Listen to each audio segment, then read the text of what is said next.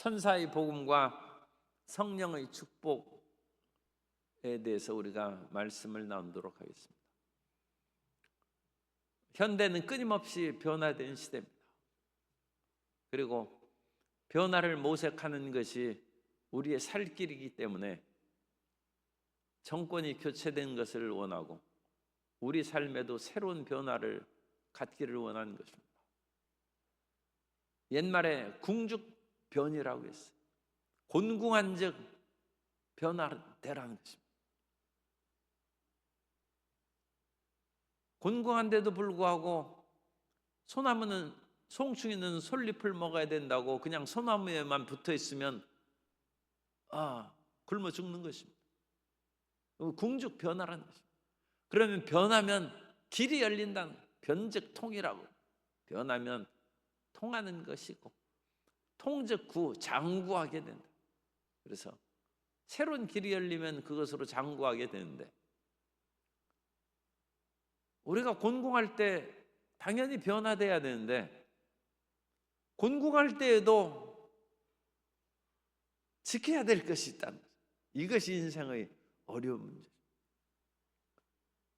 옛날에 모 재벌의 그런 기업의 총수도 그야말로 마누라만 바꾸고 마누라만 놔두고 모두 바꾸라고. 모두 바꾸라고. 이 변화의 세대.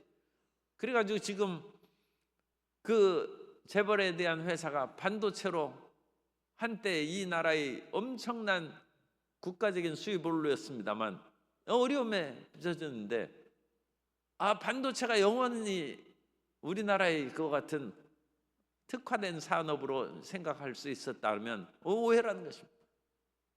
그것도 몇십 년 지나면 당연히 변화되어서 새 사업을 꿈꾸고 그거에 대한 계획을 세웠어야 되는데 그것이 좀 더디고 또 그와 같은 총수가 오랫동안 재판을 받고 그러니까 어려움에 빠져서 능동적으로 변하지 못했어. 능동적으로 변하지 못하면 그 곤궁함이 오래간 사람은 일단 외향적인 것은 무조건 변해요. 외향적인 것은 아무리 아름다운 이팔 청춘도 꽃은 떨어지고 많은 것입니다. 우리는 변해야 되죠. 변즉 통하고 통즉 오래 장구하게 살아갈 수 있다. 그런데 오늘 말씀은 사람이 아무리 곤궁한 그런 가운데 처한다 할지라도 믿음을 지키라는 거예요. 믿음을 지키라. 하나님에 대한 믿음을 지키라는 것을 오늘 우리가 봅니다. 그래서 새 천사가 이제 마지막 세 번째 그 같이 대접의 심판이 다가올 때 일곱 나팔을 불고 일곱 나팔과 대접 심판이 있는 사이의 그 중간 일들을 우리가 지금 살펴보고 있는 것입니다. 그래서 14장의 이와 같은 일들이 끝나면 마지막 재앙의 그와 같은 심판이 이제 나오게 되는데 그때 첫 번째 천사입니다. 6절에 보면 또 보니 다른 천사가 공중에 날아가는데 천사가 날아다니는 것을 우리는 당연하게 생각하는데 천사가 날아다닌다는 이 표현이 지금 이 요한계시록에서 처음 나오는 것입니다. 다른 천사는 어떻게 날아가느냐? 날개가 있다고 돼 있어요. 그룹 천사는 날개가 넷 있고 스랍 천사는 날개가 6인데 일반 천사에 대한 날개 얘기가 없어요. 귀신들도 날개가 없습니다. 그런데도 날아가는 그 묘사가 요한계시록 14장 6절에서 처음 나오고 이 이후의 문서에서는 천사가 날아다니는 그런 얘기가 있습니다. 그래서 두 날개를 가졌거나 또는 날개가 없어도 날 수 있는 것으로 그렇게 봅니다. 그래서 다른 천사가 공중에 날아갔는데 땅에 거주하는 자들, 민족, 족속, 방언, 백성, 이건 온 세계 사람을 뜻하는 표현입니다. 그리고 요한계시록에 나오는 이러한 독특한 관용구입니다. 그래서 온 세계 사람들을 보다 더 상세하게 나눠서 민족, 종족, 방언, 백성, 온 세계에게 전할 영원한 복음이다. 그래서 영원한 복음은 유앙겔리온이라는 그 단어를 쓰는데 이 유한겔리온이라는 복음의 단어가 신약 성경에 여러 번 나옵니다. 그런데 다 정관사가 붙어 있어요. 그런데 여기에서는 정관사가 없습니다. 그래서 이 영원한 복음은 영원한 그냥 일반적인 메시지, 일반적인 그런 선언하는 말로서 해석하기도 합니다. 그래서 영원히 들어야 될 것 같은 천사가 전하는 말이라는 것입니다. 말. 그 말이 무엇이냐? 그가 큰 음성으로 이르되 하나님을 두려워하며 그에게 영광을 돌리라. 그러니까 이 세상에 어떤 변화가 있어도 세상의 유혹에 빠져서, 참 표현이 그렇습니다만, 하나님을 욕하지 말라는 것입니다. 그러니까 하나님을 감히 누가 욕하겠습니까? 그러나 하늘도 무심하시지, 그런 말 하지 말라는 것입니다. 하나님을 두려워하고 영광을 돌려. 믿음이 돈독한 욥의 집안에서, 욥은 순전하고 정직하여 모든 악에서 떠난 사람인데도 불구하고, 우리는 이제 그 배경을 아니까 하는 얘기입니다만, 어쨌든 욥으로 보면 상상할 수도 없는 그런 재앙이 다가왔어. 이런 일이 어찌 순전하고 정직하고 악에서 떠난 사람에게 청천벽력처럼 다가오느냐. 오늘날 갑자기 무슨 암 진단을 받는다거나 사업에 큰 어려움을 끼치면 내가 이제까지 하나님을 위하여 섬기고 봉사한 것이 무슨 유익이 있느냐, 그런 마귀의 참소가 귀에 들릴 수 있어요. 그러면 그 가운데 연약한 부분이 터지는 것입니다. 뚝도 가장 약한 부분이 물살에 밀려서 터져서 뚝이 무너지듯이, 욥에게 연약한 부분이 그 안에였어요. 하나님 욕하고 죽으라는 것입니다. 그거 반대말이 믿고 죽으라는 거예요. 죽어도 믿으라는 거예요. 그런데 이 아내가 하나님 욕하고 죽으라는 거죠. 욕하다는 말은 사실 강하게 번역을 안 해서 그런데 저주하고 죽으라는 얘기. 그런데 욥이 한쪽 뚝이 묻어졌는데, 그야말로 뚝에서 물이 새 나오는데 자기 그것을 손을 밀어 넣어서 그걸 막은 네덜란드의 어린아이처럼, 그런 것이 뭐 실제로 없었다고는 하더라도 그와 같은 용맹스러운 어린이가 있고 나라를 사랑하는 자녀가 있으니까 바다보다 그 해수면보다 낮은 여러 지역 땅이 있어도 그것을 뚝을 쌓고 제방을 쌓고, 네덜란드가 세계에서 굉장히 그야말로 잘 사는 나라 같아요. 어린이가 보배가 되는 것이죠. 그 어린이 충성스러운 마음과 다른 사람을 위한 그 사랑의 마음이 나라를 구하는 것이죠. 그런데 어쨌든 간에 이와 같이 무너져가는 뚝을 욥이 끝까지 목숨을 걸고 그걸 지키는 거죠. 하나님을 두려워하고 오직 삶의 그와 같은 최종적인 목적을 하나님께, 인생이 부귀영화를 누리는 것도 얼마나 오래 누리겠습니까? 인생이 건강과 이팔 청춘을 누리는 것도 얼마나 오래 누리겠습니까? 수십 년 지나면 사라져버리는 것입니다. 그러나 우리는 영원토록 계시는 하나님을 믿는 믿음을 끝까지 견지하고, 우리는 그것이 흔들리지 않도록 마음을 지켜야 될 줄로 믿습니다. 그래서 첫째 천사가 먼저 이 어려움이 다가오기 전에 하나님의 백성들에게 믿음의 기름칠을 해주는 거예요. 겨울에 청동오리가 찬물에 들어가기 전에 온 깃털을, 기름섬에 나오는 기름으로 깃털을 다 바르는 것입니다. 그래서 기름칠한 털을 가지고 물속에 들어가서 자맥질을 하고 먹을 것을 찾아 먹은 후에 물 밖에 나와서 부르르 털면 그냥 물방울이 다 떨어져 나가는, 이 고난의 차가운 물이 다 떨어져 나가는 그런 것처럼 유비무환이죠. 먼저 믿음을 가져야 돼요. 어떤 일을 당한 후에 믿음을 갖는다는 것은 어렵습니다. 믿음을 먼저 갖고 환난과 풍파가 다가와도 그걸 떨쳐버리면 기름칠한 털에서 물이 떨어져 나가는 것입니다. 그래서 첫째 천사가 이와 같이 믿음을 끝까지 갖고 하나님을 두려워하며 그에게 영광을 돌리라. 왜냐하면 심판의 시간이 이르렀음이며 이니 하늘과 땅과 바다와 물들이 그는 모든 천지 만물을 표현한 것입니다. 만드신 이를 경배하라. 천지 만물을 지으신 하나님을 경배하고, 이것은 천지 만물, 인류의 역사, 내 개개인의 생사화복이 하나님께 있다는 그것을 믿으라. 우리의 머리털까지 헤아리심 받았다는 것을 믿고, 참새 한 마리라도 하나님께서 허락하시지 않으면 땅에 떨어지지 않는다는 것을 믿고, 해와 달과 천지 만물을 지으신 그 하나님을 믿고 경배하라는 것입니다. 그래서 아무리 곤궁하고 어려움이 다가와도 우리의 다른 것들은 변화시켜야죠. 그래도 믿음은 변화시키지 말고 그걸 지키라는 것입니다. 그러자 8절에 두 번째 천사가 나타났어요. 또 다른 천사 곧 둘째가 그 뒤를 따라 말하되 무너졌도다 무너졌도다 큰 성 바벨론이요. 이 바벨론은 일반 세상의 그 부귀영화를 가리키는 도시입니다. 가장 번성하는 메트로폴리탄 시티, 가장 1000만 2000만의 그와 같은 도시 인구를 가진 거대한 도시, 그것이 큰 성 바벨론입니다.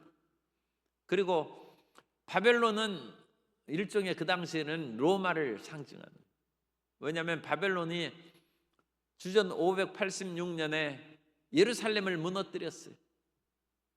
그래서 이 하나님의 기뻐하시는 성이 바벨론에게 의해서 망한 것입니다. 아니, 나라가 망하고 하나님의 성전이 무너졌으면 하나님이 어디 있을까 보냐. 이제 하나님 없으니까 내 맘대로 살아라. 그럴 판이죠. 그런데 그때 선지자들이 나타나서 나라가 망할지라도 하나님은 너희를 포로에서 다시 돌아오게 하실 능력의 하나님이시고 다시 나라를 세울 수 있다는 그 놀라운 비전을 멸망기의 예레미야 또 하박국 믿음으로 말미암아 살라는 그 선지자들이 외치고 그분들은 이제 죽었어. 그런데 그 예언대로 70년 만에 나라가 다시 세워지고 포로에서 돌아왔어요.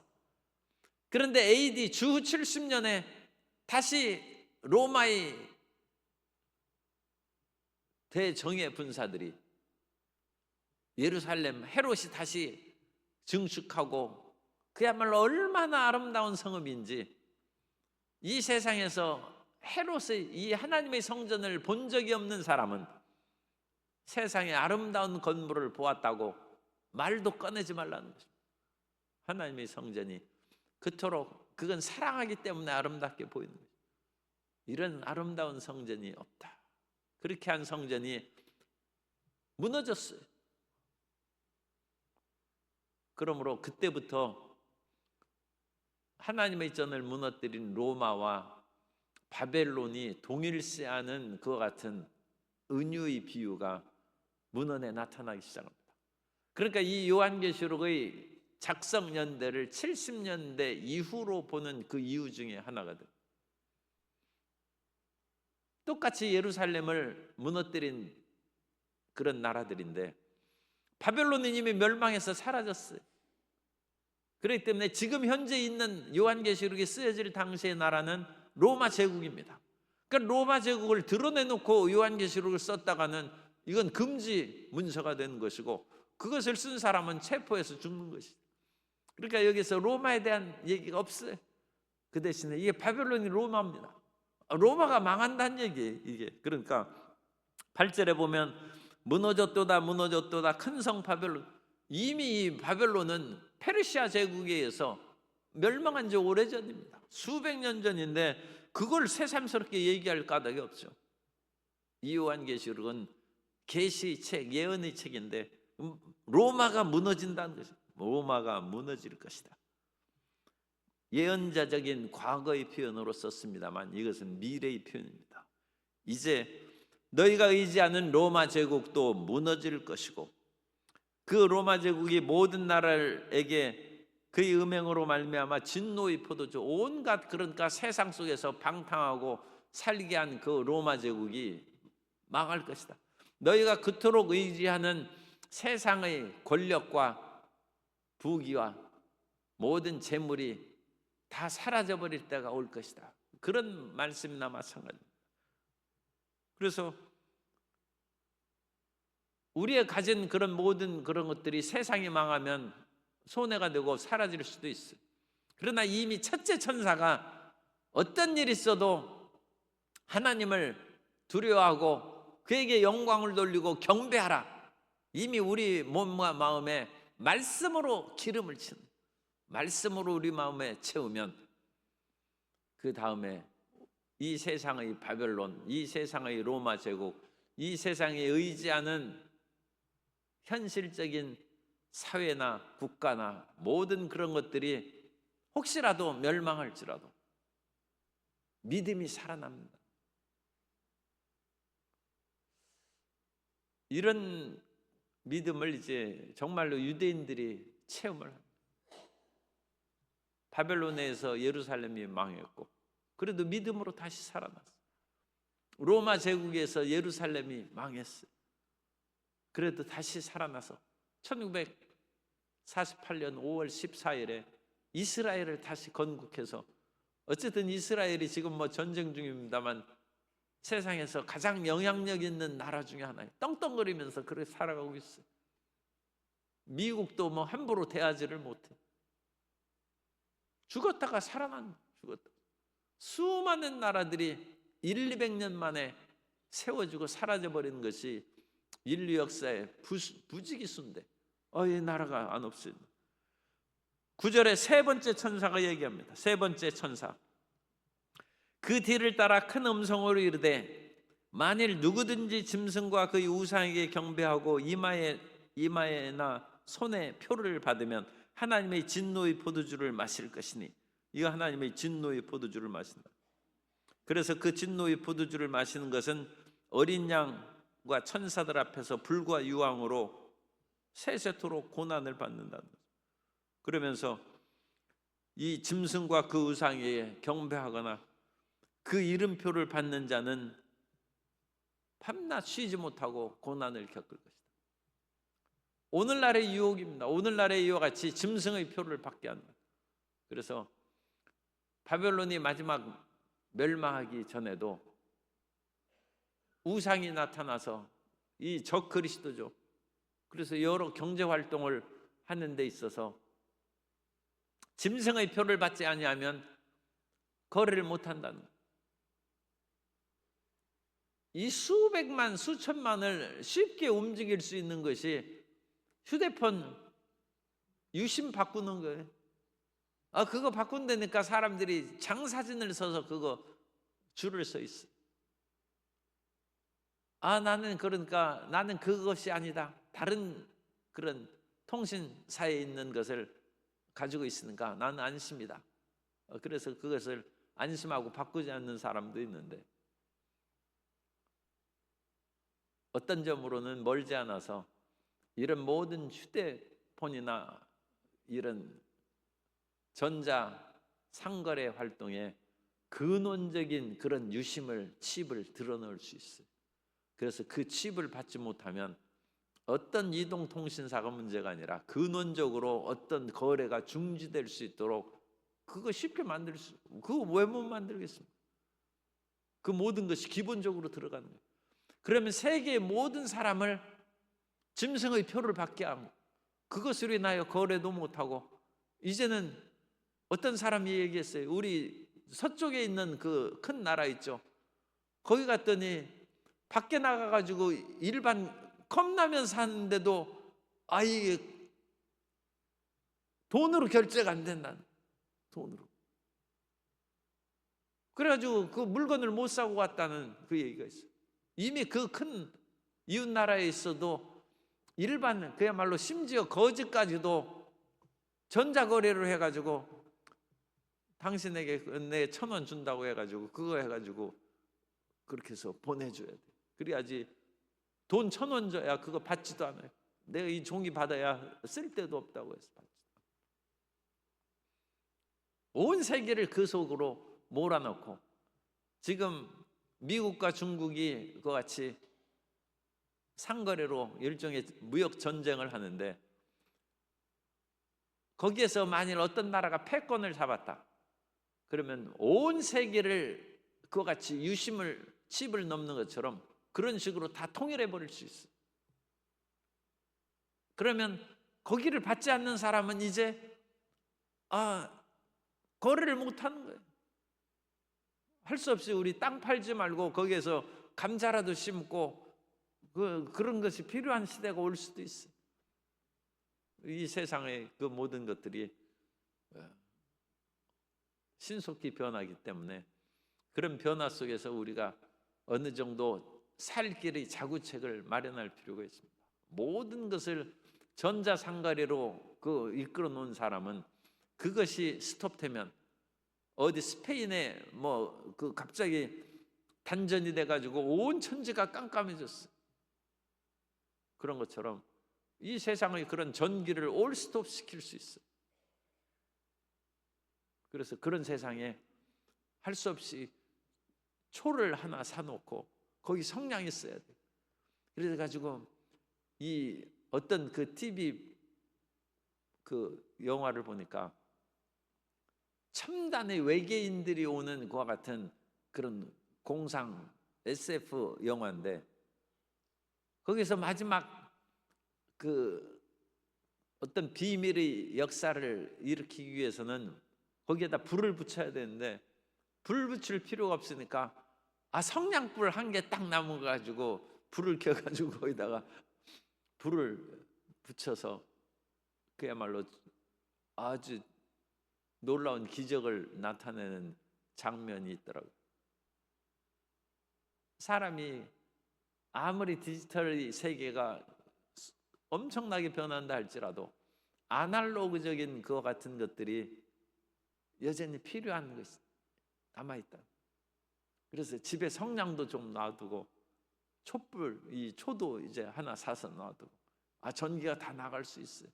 그때는 이 모든 전기가 나오고 모든 배터리가 끊겼는데 휴대폰으로 불을 켜는 것도 이제 불가능해요. 그리고 휴대폰 불 가지고 라면 끓여 먹을 수는 없죠. 그러니까 성냥이 필요하다. 초가 필요하다. 그래서 하나님에 대한 이와 같은 믿음을 지키기 위한 것이죠. 그래서 마지막에 짐승에게 경배하고 짐승의 표를 받는 그런 사람들, 이 환난입니다. 그런 때에도 믿음을 지키라는 거예요. 그래서 12절, 성도들의 인내가 여기 있나니 그들은 하나님의 계명과 예수께 대한 믿음을 지키는 자니라. 어떤 일이 있어도 믿음을 지킨다. 하나님의 계명은 10계명이라든지 이건 보다 유대인적인 것입니다. 음식에 대한 그런 계명을 지킨다든지 하는 그런 구약에 나오는 보다 더 율법적인 계명을 의미하고, 그 뒤에 나오는 예수에 대한 믿음은 복음에 대한 믿음을 가진 것입니다. 그래서 우리는 예수님에 대한 신앙을 가질 뿐만 아니라 실천적인 면에 있어서는 성경에 나오는 구약의 이런 계명들, 최소한 10계명의 그런 것이라도 지키는 그런 행동이 필요하다는 것입니다. 그래서 그것을 끝까지 지키고 있으면 13절입니다. 마지막에 이제 하늘에서 또 음성이 나서 기록하라. 지금 이후로 주 안에서 죽는 자들은 복이 있도다. 이게 참 놀라운 말이에요. 아직까지 지금 핍박이 그치지 않고 순교를 얘기하는 거예요. 믿고 죽으라는 거예요. 지금 이후로 주 안에서 죽는 자들은 복이 있다. 마귀의 세력이 마지막 3년 반의 환란이 끝날 때까지는 안 없어집니다.